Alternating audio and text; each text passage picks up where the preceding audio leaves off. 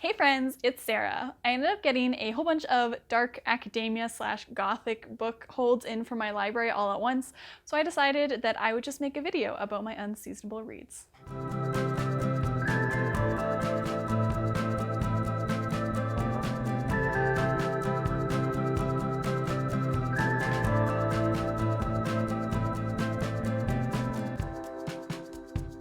I read 4 different books that are all either like dark academia or kind of gothic, like very fall kind of books. And so I'm going to talk about them in order of least enjoyable to most enjoyable as rated by me. This will be mostly spoiler-free video, except for the very first book, because a lot of my feelings deal with the resolution and the latter half of the book.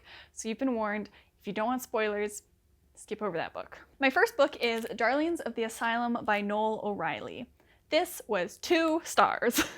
So in order to talk about this book, I'm going to read you the blurb that's on the book, and then I'm going to spoil it, as I said. So if you plan on reading this, which I don't recommend, which is why I feel fine spoiling it, you can use the markers to skip this to the next book. But the blurb reads, in 1886, a respectable young woman must acquire a husband, but Violet Pring does not want to marry. She longs to be a professional artist and live on her own terms.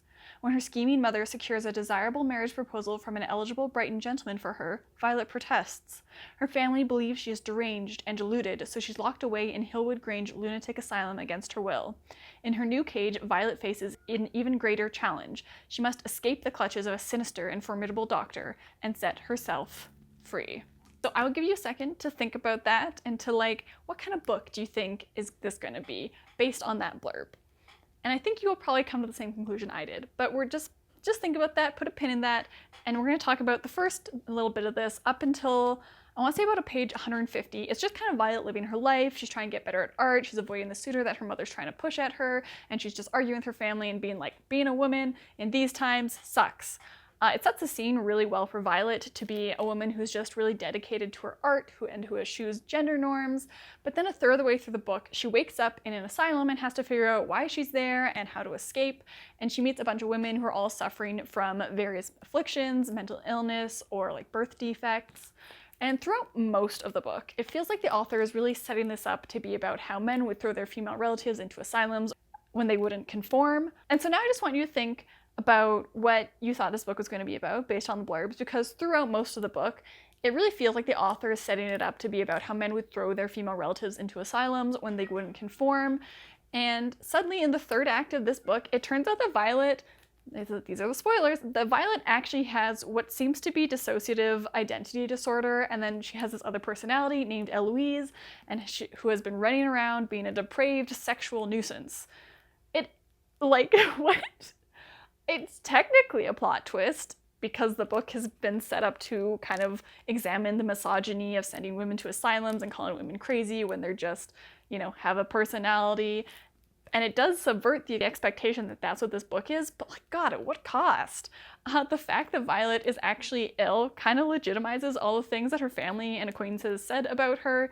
It felt like her having an actual mental illness was portrayed as a reason for her bucking gender norms, and her reluctance to enter into an advantageous yet loveless marriage was due to her insanity. So it was if you're a woman who wanted to have freedom in these times, you're probably mentally ill and actually do deserve to be in the asylum. I don't think that's what the author was trying to say, but that plot twist did kind of feel like, oh, so everyone was right, you are crazy, and you should have just conformed and submitted to this suitor and just been tragically miserable the rest of your life.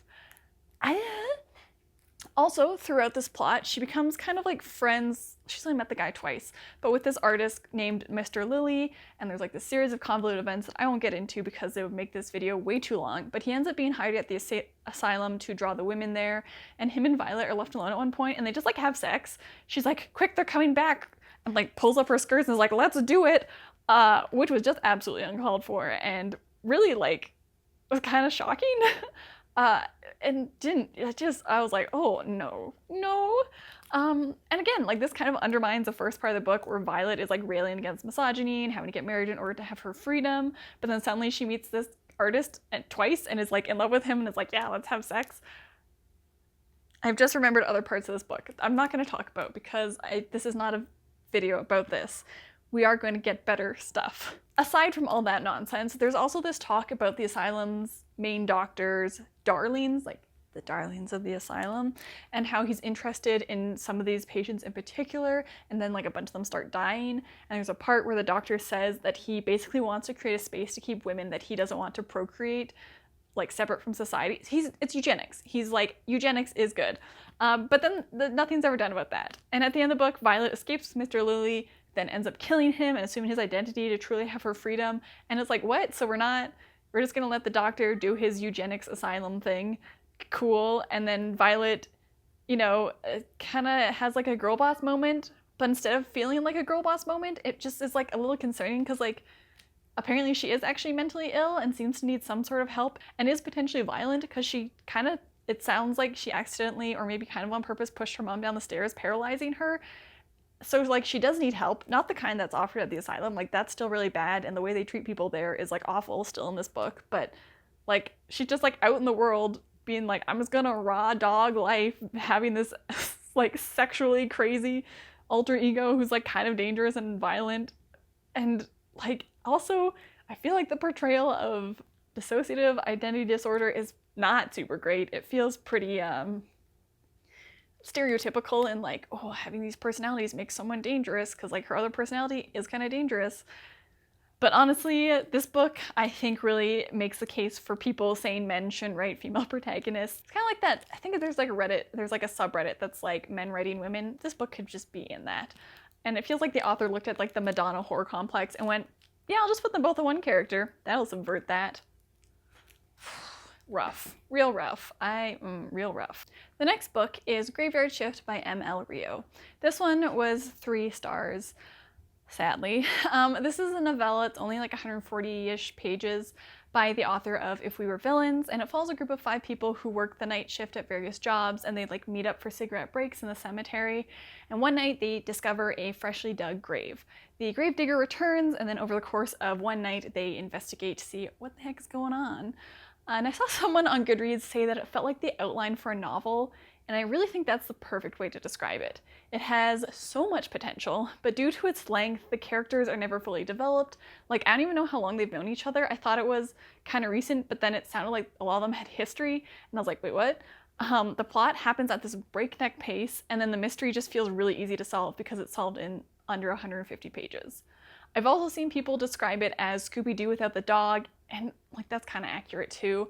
The first bit is so good. It's atmospheric. It sets up this really great creepy mystery. There's like some gross stuff happening, but then the rest of the book just like races through solving the mystery. Each character is perfectly tailored to solve one small bit of the mystery through their jobs, which like could have worked in a novel if you were given more time and space to breathe. But again, due to the length, it just feels like a little too convenient. And I'm just like, it could have been so good. And instead it's just like, yay, we figured it out. There's like sort of a cliffhanger ending-ish. There's sort of like an open ending where you're like, oh, something might happen, but it just felt like wrapped up so easily. Honestly, I want this to be pulled from production so that M.L. Rio can write the novel it deserves to be, and I would 100% like scrape this from my brain and just read that novel, because I think it would be really good and really interesting. You'd be able to give it some more nuance, give stuff space to breathe, so it wouldn't feel like, well, that's convenient, but it'd be like, oh wow, actually like really lucky that this worked out this way, instead of being like, of course you have access to secret knowledge that no one else does. So really disappointing, unfortunately. I feel like this will make it onto my end of year like most disappointing reads list. It's early to say. It's only the 2nd month of the year, but it had so much potential and it did not live up to it at all. Then we have A Dark and Drowning Tide by Alison Saft. This is 3.5 stars. Alison Saft's written a lot of YA, kind of like romantasy almost, but like good. But this is her first adult book, and it is a Jewish-inspired dark academia sapphic fantasy. Lorelei, our main character, is a folklorist on an expedition to find the fabled fount of magic, and also on this expedition is her academic rival Sylvia, who's like a naturalist, as well as 4 of the realm's like nepo babies / fave celebrities. They're all like kind of like iconic people in the realm who have fought in battles together and stuff. It's Nepo babies. They're fantasy Nepo babies. But having read Alison Saft's teen books, I appreciate that she tried to go even deeper in her world building. I could see what she was trying to do, but I just found it like a little bit messy. I also wanted like a map for this book because there's a lot of locations, there's a lot of like geopolitical tensions going on, and I kept getting confused about which was which. Not that it was like super complicated, but it would just be like, this one's doing this, and this one's doing this, and I'd be like, wait, I thought that, but who, where? So I think a map would have been great. But I did enjoy the layered characters that each had their own morals and goals and were like a little secretive, so you're never quite sure what was going on with them. There was a lot of like in the friend group kind of like this person's in love with that person who likes this person and they're kind of dating, and that sort of like drama, which was also kind of fun.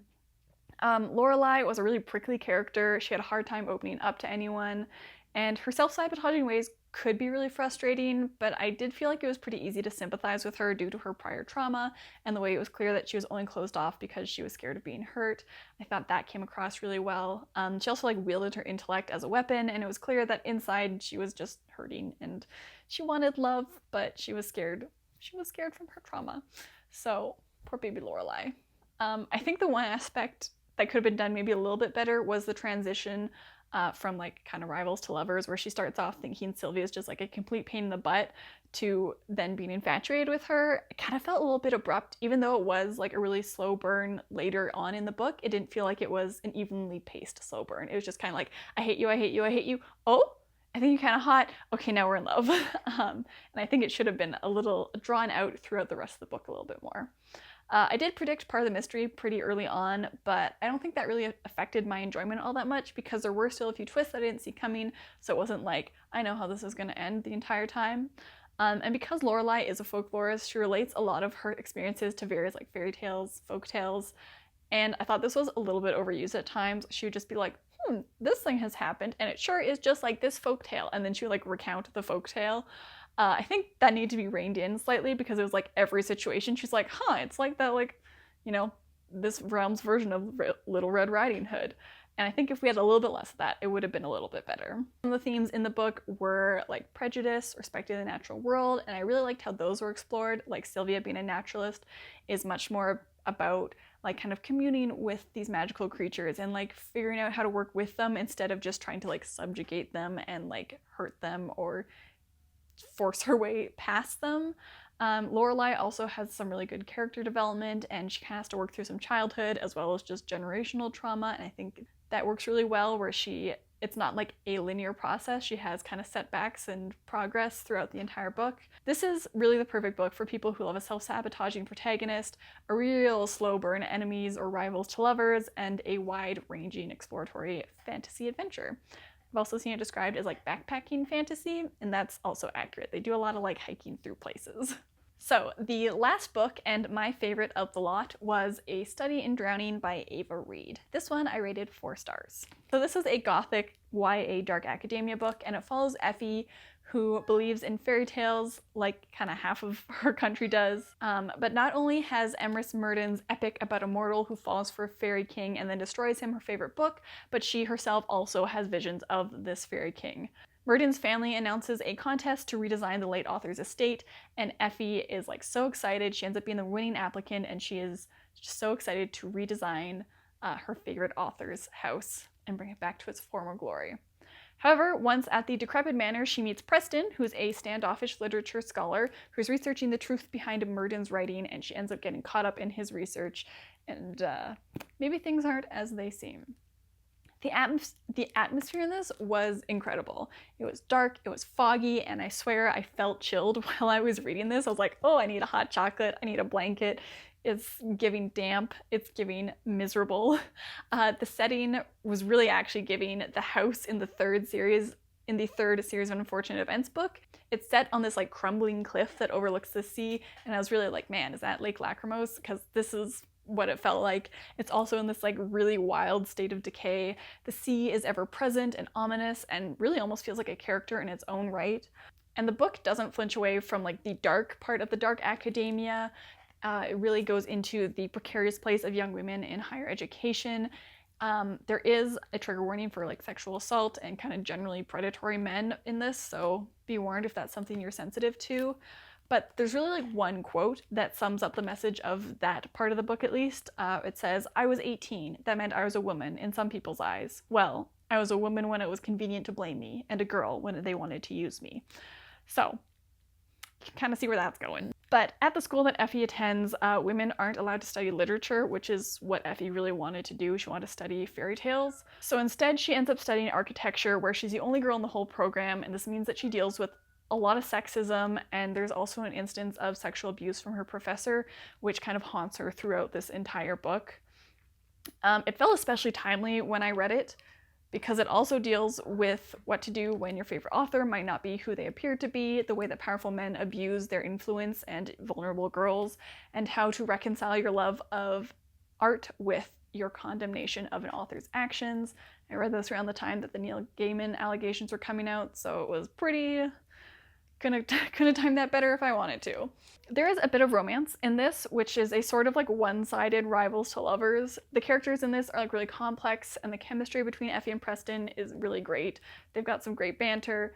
I really love them together. But they're actually from warring countries, and Preston is a literature student, so a lot of the conflict early in the relationship is just Effie being jealous that he got into the literature school and she didn't, as well as some cultural stereotypes that kind of blind her to who he actually is as a person.